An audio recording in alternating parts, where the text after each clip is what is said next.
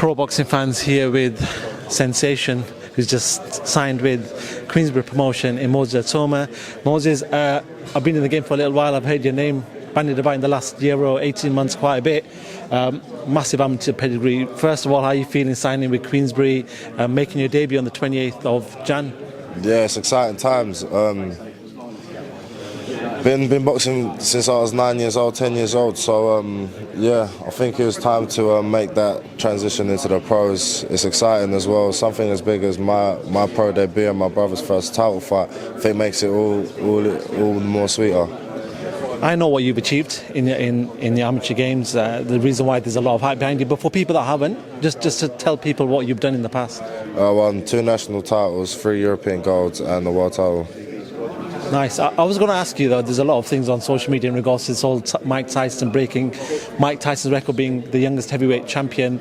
I was going to ask you, is there any pressure in that? But you've set that goal yourself, so I assume this is the ambition that you want to hit. At what point in your career did you want to hit that goal?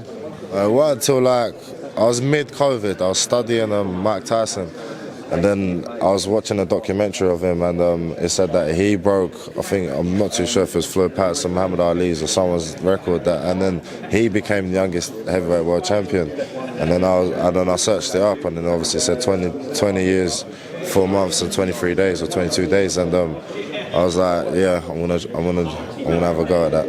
Nice, big ambitions. What point of Mike Tyson's career has sort of motivated you to be this fighter that you are, this sort of style that I've seen in the amateur games, which is way advanced of the amateur game anyway?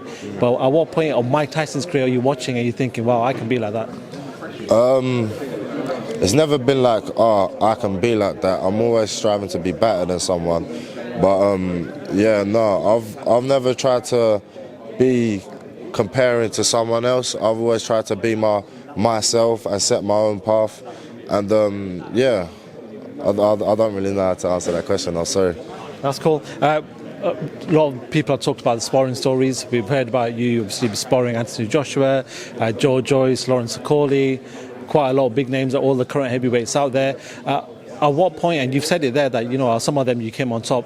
At what point did you feel like, what, it seems like I can get on top of these guys, it's time for me to turn pro and challenge these guys in a couple of years' time? Yeah, sparring. So obviously it's a different story when you got 10-ounce gloves and 12 rounds. So yeah, it's like sparring just shows the skill. It doesn't show all the other attributes. And yeah, the sparring stories like that you've heard probably are true.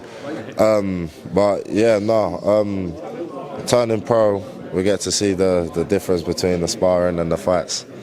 Well, I don't want to sort of fuel any rumours or anything like that. There's a lot of stories about yourself with Anthony Joshua giving him very, very good work, or Lawrence Okolie giving him very good work as well.